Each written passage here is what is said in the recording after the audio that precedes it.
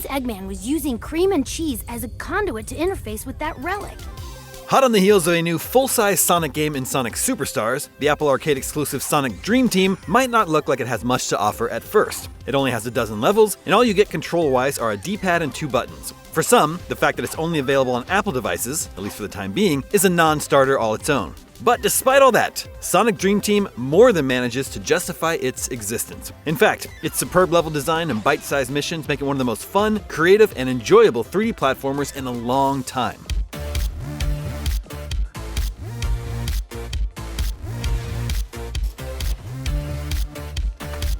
Sonic Dream Team's story kicks off when Dr. Eggman finds a device that brings his dreams into reality. This is obviously bad news for reality, so it's up to Sonic and friends to work their way through 4 dream worlds and defeat him. Unfortunately, the story is forgettable, lifelessly told through voiceover on top of still images, like a radio play accompanied by comic book panels.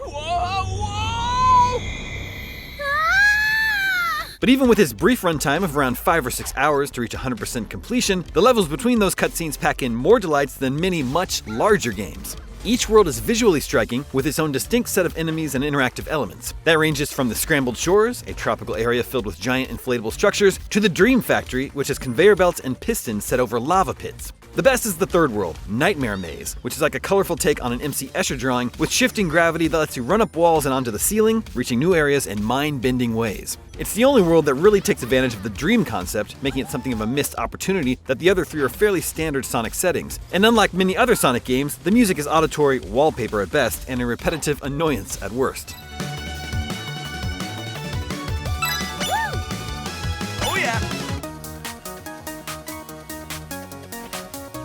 Each world is made up of only 3 levels, for a grand total of 12 in the entire campaign. While that may sound like a skimpy offering, they are all big, open playgrounds with plenty of offshoots and distinct areas to discover that break up the usual platforming. Be that a room that's all rails and pits, or a long running tube wrapped in thorns you have to sprint over. That makes every one of them a joy to zip through and explore.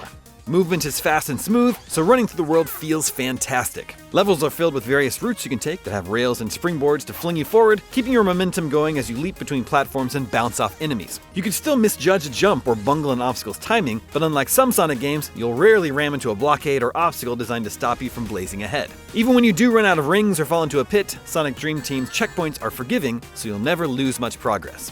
You only start out with Sonic and Amy as playable characters, but you'll unlock 2 other pairs as you progress, each of which gives you access to a new ability unique to them.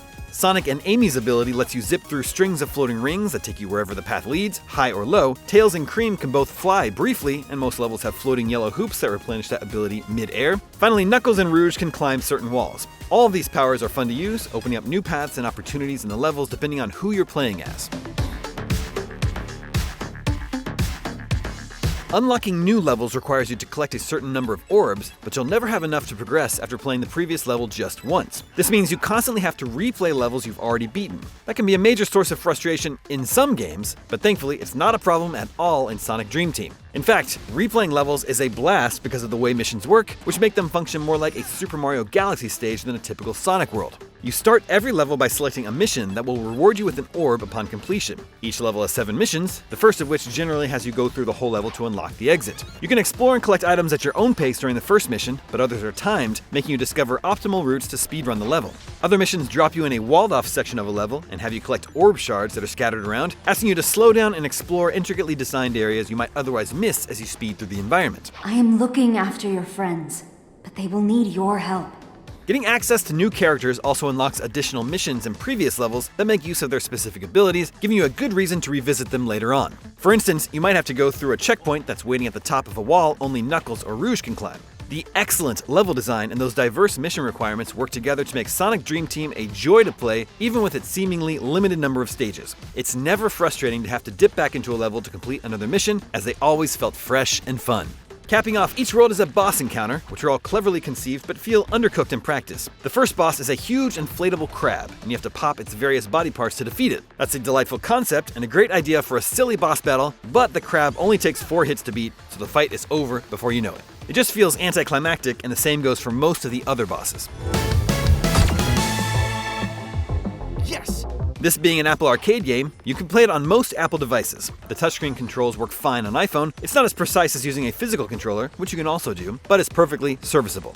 On iPad, however, the buttons are spaced too far apart for comfort, and touch controls in general become a problem in some harder missions later on. The optimal setup is to use a controller on a bigger screen, like a MacBook or external display, which makes Sonic Dream Team look and play just like a console game. The larger display also helps because sometimes the camera pulls back for a wide view, making your character nearly microscopic on a phone display. Your save also syncs via iCloud, so you can pick up and play on any Apple device you have lying around, which is super convenient.